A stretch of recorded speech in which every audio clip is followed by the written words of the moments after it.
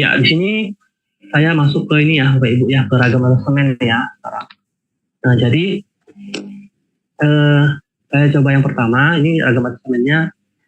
Jadi kalau ini bentuknya kanvas ya, Bapak Ibu. Jadi kita coba juga menyusun kanvas untuk asemen ya, menyusun asemen. Nah, di sini misalkan tujuan belajarnya itu mengingat Bapak Ibu ya.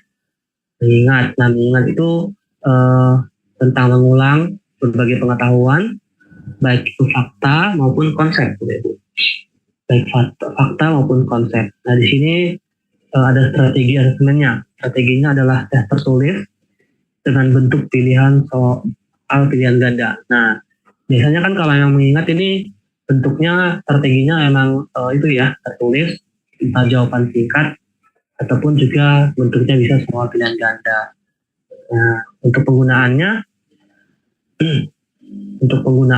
ini untuk mendapatkan penilaian objektif ya, Ibu, mengurangi kemungkinan ambiguitasnya. Nah, sehingga ini juga biasanya pilihan ganda ataupun tes tertulis itu untuk menghemat waktu. Mungkin karena muridnya terlalu banyak Bapak Ibu ya, sehingga kita menggunakan tes ini ya. Tes tertulis ataupun pilihan ganda. Itu memang kegunaannya ya Bapak Ibu ya. Tes tertulis dan pilihan ganda itu biasanya untuk menghemat waktu. Makanya biasanya pilihan ganda dan tes tertulis itu untuk biasanya untuk tes awal, pengetahuan awal ya. Jadi cepet aja gitu ya, cepat mengerjakannya, cepat dapat hasilnya gitu ya. Jadi nggak terlalu dalam untuk untuk materi ataupun pemahamannya. Nah, dampak dari pencapaian ini apa? Jadi penelitian hanya menyatakan bahwa bagi murid, untuk SM ini membantu mereka untuk mendapatkan gambaran sejauh mana pengenalan mereka terhadap satu materi. Jadi hanya cuma sampai kepada pengenalan mereka untuk materi tersebut. Jadi nggak dalam ya, mungkin kulit-kulitnya aja ya. Dan makanya karena tujuan belajarnya sering mengingat. Jadi untuk saran asesmen ini sebaiknya bisa digunakan dalam jaringan atau daring, ataupun juga bisa juga luring ya Bapak Ibu ya, luring ya.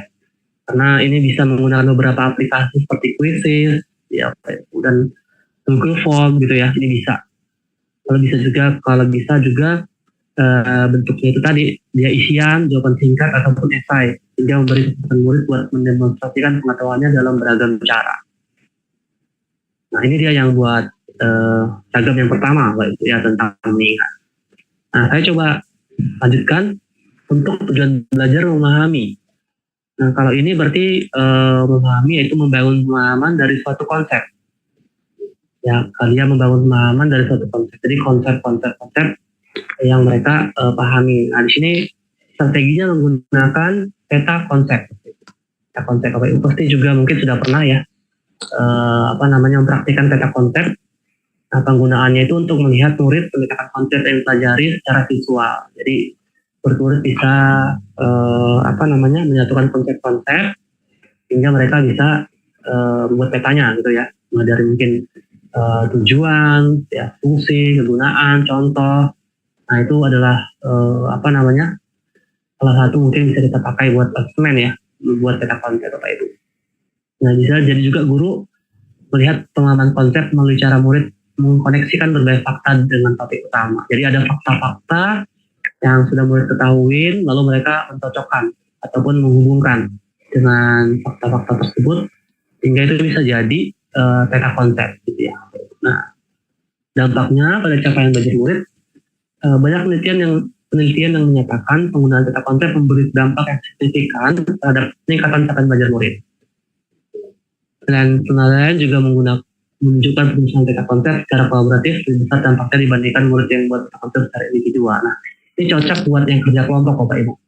Kerja kelompok di mana mereka diskusi terus membuat peta konsep. Jadi ada 2-5 orang yang kumpul gitu ya di kelompoknya masing-masing, bagi peran, terus mereka mulai menyusun diskusi untuk menyusun konsep. Ini lebih cocok untuk kerja kelompok gitu ya Pak Ibu. Nah, sarannya untuk asesmen ini peta konsep dapat digunakan sebelum memulai suatu materi. Jadi di awal ya. jangan pada saat sudah materi, tapi disarankan buat sebelum materi. Jadi kayak kita tahu dulu ini pengetahuan mereka di mana. Jadi bisa juga sebagai asesmen diagnostik ya, karena untuk melihat pengetahuan murid sebelumnya dengan materi yang akan dipelajari. Nah, terus peta konsep ini secara berkelanjutan dilengkapi. Bisa juga peta konsep itu dibuat untuk melengkapi ya, melengkapi seiring dengan bertambahnya konsep dari materi yang menjadi topik utama. Jadi kayak materi-materi prasyaratnya apa kita sebelum belajar materi yang sekarang, maka ulas kembali atau review kembali. Mereka coba ulas kembali materi yang sebelumnya ada, lalu menambahkan dengan konsep yang lagi dipelajari. Bisa juga sarannya ini untuk kerja kelompok itu untuk menyediakan kesempatan berdiskusi dan bertukar pikiran tadi oleh ya, mengasah murid berpikir kritis, memberi umpan balik pada pendapat teman kelompok. Nah ini untuk memahami Bapak Ibu. Jadi bisa menggunakan strateginya peta konsep ya. Nah saya lanjutkan lagi. Naik lagi ke menganalisis Bapak Ibu. Tadi sudah mengingat, memahami, ini sekarang menganalisis. Nah misalkan tujuan belajar itu adalah menganalisis. Maka menganalisis itu adalah memecah materi menjadi komponen. Melihat hubungannya dan struktur keseluruhannya. Nah di sini laporan kegiatan. Nah biasanya kalau laporan kegiatan ini kita misalkan guru fisika atau guru IPA, guru biologi kimia biasanya ada melakukan praktikum ya. Nah ini bisa masuk ke dalam tahapan ini, tujuan belajar penulis ini, bahwa strateginya menggunakan laporan kegiatan. Ini penggunaannya tentu saja untuk melihat kemampuan murid menemukan alur berpikirnya pada topik-topik yang dibahas. Terus juga kegunaannya buat mendemonstrasikan keterampilan, mengorganisasikan hasil berpikir secara penuh dan terarah. Jadi selain didemonstrasikan keterampilan mereka juga bisa mengorganisasikan hasil berpikirnya secara penuh dan terarah. Untuk dampaknya pada capaian belajar apa saja? Dampaknya itu nanti laporan kegiatannya dapat memberikan kesempatan kepada murid untuk menyampaikan sesuatu berdasarkan sudut pandangnya. Mereka akan berdiskusi, lalu mereka akan menyampaikan sudut pandang. Terus adanya laporan kegiatan juga dapat membuat murid dapat mempertahankan keterlibatannya terhadap suatu kegiatan sejak awal. Jadi kalau membuat laporan itu, murid bisa diajak untuk terlibat, ya, baik dari awal ya. Kalau dia praktikum kan dari awal penyediaan bahan, alatan bahan, terus melakukan ya, sampai kepada penyusunan laporan. Nah, saran untuk asesmen yang ini, murid perlu diberi informasi sejak awal mengenai tujuan. Jadi tadi mungkin seperti asli tadi ya Pak Ibu ya, tujuannya apa? Jadi tujuan itu jelas ya, pada sejak awal diberi tujuan, terus kontennya bagaimana, kriteria penilaian nanti apa, dan waktu pekerjaan laporan kegiatan. Jadi instruksinya jelas. Jadi seperti tadi asli-nya yang B, kelas B gitu ya.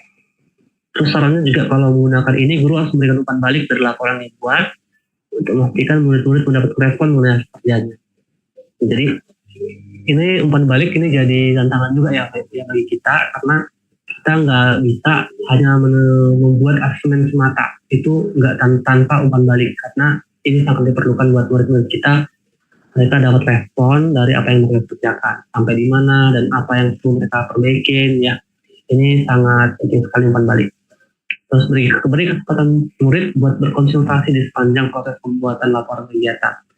Jadi kita guru bisa menyampaikan bahwa jika ada tantangan itu boleh dikonsultasikan pada guru ya, baik secara kelompok ataupun mungkin secara individu melalui ketua-ketua kelompok ataupun orang-orang yang berperan ya sebagai pemimpin di kelompoknya. Jadi ini